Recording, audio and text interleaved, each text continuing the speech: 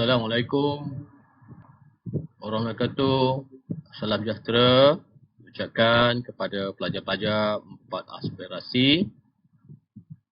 Alhamdulillah, kita pada hari ini dapat udara untuk sama-sama meneruskan pengajian kita dalam bidang sains setelah bercuti 2 minggu. Okey, kita masih lagi dalam bab 6, sokongan, pergerakan dan pertumbuhan.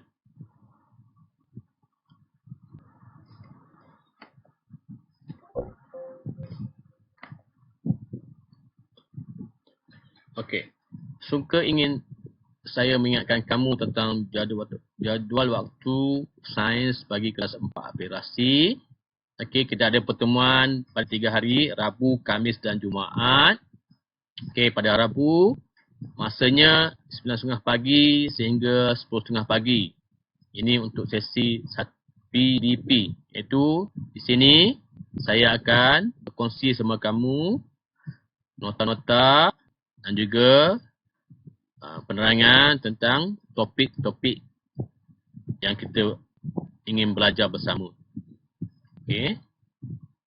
Di sini juga saya akan paparkan nota-nota di paparan ini. Kamu boleh menyalin sambil saya mencerita atau bercakap. Kamu boleh menyalin nota tersebut di dalam buku nota kamu. So untuk hari ini buku nota yang digunakan adalah buku nota dan praktis nombor 1. Okey. Soalnya pada hari Khamis waktu PDP adalah antara 10.30 pagi sehingga 11 pagi. Dan kamu akan rehat selama 20 minit dari pukul 11 pagi hingga 11.20 pagi. Dan diikuti oleh masa tutorial dari 11.20 hingga 12 tengah hari.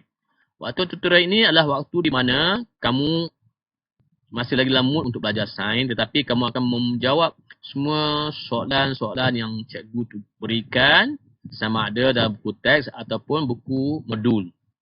Ya, jadi cikgu menanti di sini untuk kamu ingin berbicara dengan cikgu sama ada melalui WhatsApp ke, telefon ke, ataupun mungkin cikgu akan share sama kamu Google Meet.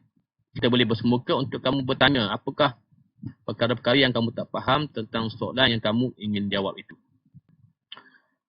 Dan seterusnya hari Jumaat, waktunya 11.20 pagi hingga 12 tengah hari untuk aktiviti PDP.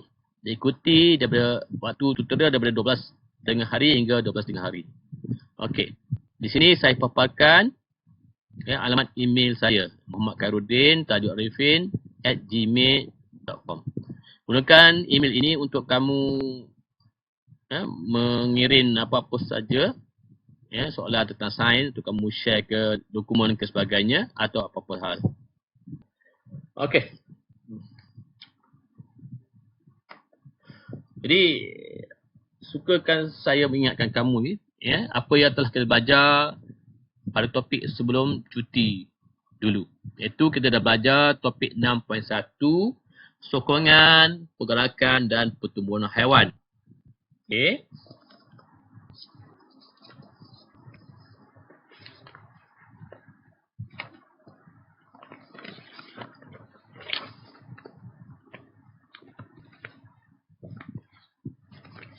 Jadi dalam topik ini saya bahagi tiga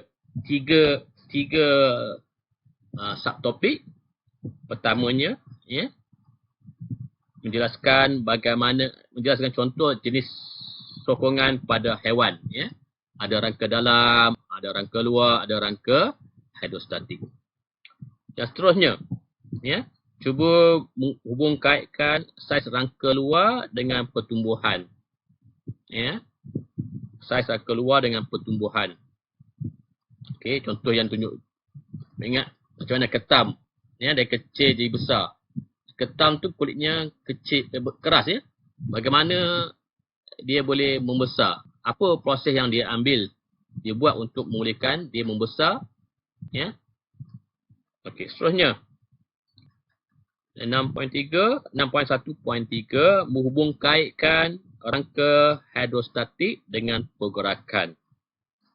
Okey, contoh yang tunjukkan di konsep adalah bagaimana pergerakan cacing tanah. Macam mana dia bergerak. Ya.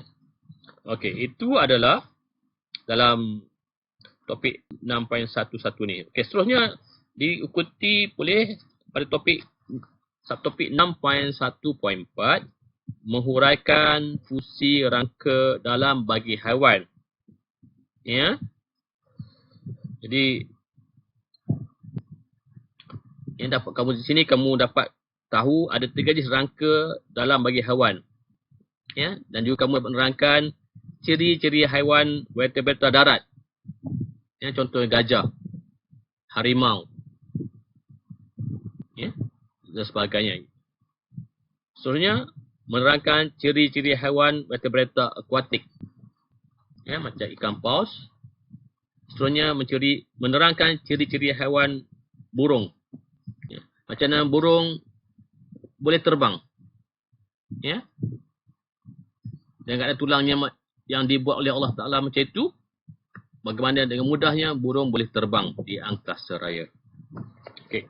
Seterusnya, ya, setelah itu kamu juga mempelajari, ya, sistem rangka manusia. Ya. Kamu telah saya share kat semua kamu rajah tunjukkan bahagian-bahagian rangka manusia. Jadi saya harap kamu boleh mengingatinya lah. Okey, secara kasarnya. Okey. Dan sebelum itu kamu telah menjalani eksperimen, membandingkan kuatan tulang yang padat dan tulang yang berongga. Ya. Kita boleh nampati dalam eksperimen yang kamu jalankan itu, ya, bahawa tulang berongga ni sebenarnya lebih kuat berbandingkan tulang yang padat. Okey.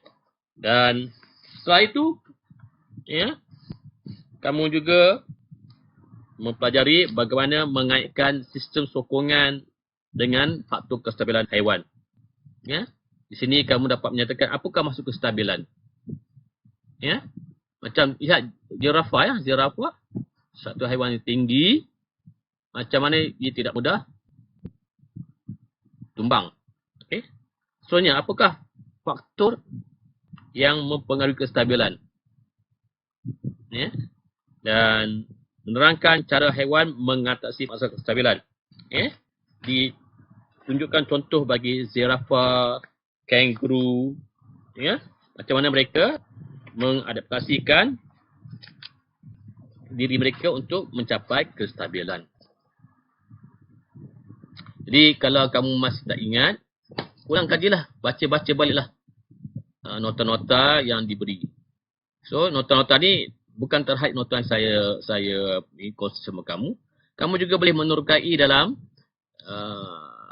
buku teks, dalam juga YouTube untuk mendalami maklumat yang berkaitan dengan topik 6.1, sokongan, pergerakan dan pertumbuhan haiwan. Okey. Jadi bila dah habis tu, maknanya ada satu latihan, soal latihan yang perlu kamu jawab. Itu praktis formatif yang berada dalam buku teks pada muka surat 128. Okey. So kamu kena salin soalan ini di dalam buku nota kamu, ya, buku nota dan praktis nombor 1. Ya. So kamu kena jawab soalan ini. Okey, jadi di sini cikgu akan baca soalan dan beri jawapannya. So kamu kena dengar dengan bersungguh-sungguh. Jadi dengan itu kamu boleh membantu kamu mendapat jawapannya. Okey. Okey. Jangan lupa ya, soalan kena salin. So jawapannya kamu dengar apa yang cikgu cakap di sini. Okey, now kita lihat pada soalan nombor 1. Nyatakan kepentingan sistem sokongan. Jawapannya, sistem sokongan penting untuk memastikan haiwan dapat bergerak dengan lebih lancar dan cekap. Titik. Ulang balik, jawapannya, sistem sokongan penting untuk memastikan haiwan dapat bergerak dengan lebih lancar dan cekap. Titik. Okey, nombor 2. Soalan nombor 2. Terangkan masuk rangka luar, rangka dalam dan rangka hidrostatik. Jawapannya, rangka luar ialah rangka yang dibina daripada kitin berlilin atau cengkerang. Full stop. Rangka dalam ialah rangka yang terbina daripada tulang atau rawan. Titik. Rangka hidrostatik ialah rangka yang terdiri daripada dinding berotot yang meliputi suatu rongga badan yang diisi dengan cecair. Titik. Saya ulang jawapannya. Okey. Rangka luar ialah rangka yang terbina daripada kitin berlilin atau cengkerang. Titik. Rangka dalam ialah rangka yang terbina daripada tulang atau rawan. Titik. Rangka hidrostatik ialah rangka yang terdiri daripada dinding berotot yang meliputi suatu rongga badan yang diisi dengan cecair. Titik. Okey, itu jawapan nombor 2. Okey, soalan nombor 3. Terangkan lengkung pertumbuhan haiwan berangka luar. Jawapannya, lengkung pertumbuhan haiwan dengan rangka luar adalah berperingkat. Titik. Rangka luar terbina daripada kitin yang bersifat keras dan tidak boleh mengembang. Titik. Oleh itu, pembesaran haiwan dihalang. Titik. Bagi mengatasi masalah ini, haiwan berangka luar akan bersalin kulit beberapa kali untuk mencapai peringkat dewasa. Titik. Saya ulang jawapannya. Lengkung pertumbuhan haiwan dengan rangka luar adalah berperingkat. Titik. Rangka luar terbina daripada kitin yang bersifat keras dan tidak boleh mengembang. Titik. Oleh itu, pembesaran haiwan dihalang. Titik. Bagi mengatasi masalah ini, haiwan berangka luar akan bersalin kulit beberapa kali untuk mencapai peringkat dewasa. Titik. Okey. Soalan nombor 4. Apakah yang dimaksudkan dengan ekdisis? Jawapannya, ekdisis ialah proses di mana haiwan yang berangka luar menanggalkan rangka luar semasa pembesaran. Titik. Ulang. Ekdisis ialah proses di mana haiwan yang berangka luar menanggalkan rangka luar semasa pembesaran. Titik. Okay. Nombor 5. Nyatakan dua faktor yang mempengaruhi kestabilan haiwan. Jawapannya, pusat graviti dan luas tapak. Titik. Diulang. Jawapannya, pusat graviti dan luas tapak. Titik. Nombor 6A. Apakah itu pusat graviti? Jawapannya, pusat graviti merujuk kepada titik keseimbangan haiwan, tumbuhan atau objek. Titik. Diulang jawapannya. Pusat graviti merujuk kepada titik keseimbangan haiwan, tumbuhan atau objek. Titik. 6B. Jawapan bagi 6B. Okey. Soalannya adalah, apakah hubungan antara ketinggian objek dan kestabilannya? Jawapannya, semakin tinggi sesuatu objek, semakin tinggi pusat gravitinya. Titik. Pusat graviti yang tinggi menyebabkan sesuatu objek kurang stabil. Titik. Itu ulang jawapan 6B. Semakin tinggi sesuatu objek, semakin tinggi pusat gravitinya. Titik. Pusat graviti yang tinggi menyebabkan sesuatu objek kurang stabil. Titik.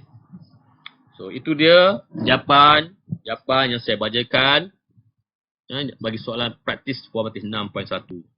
So, diharap kamu dapat mendengarnya dan menulis jawapan itu dalam buku nota dan latihan. Okey. Sekian saja untuk session pertama untuk hari ini. Terima kasih. Jumpa lagi untuk session yang kedua.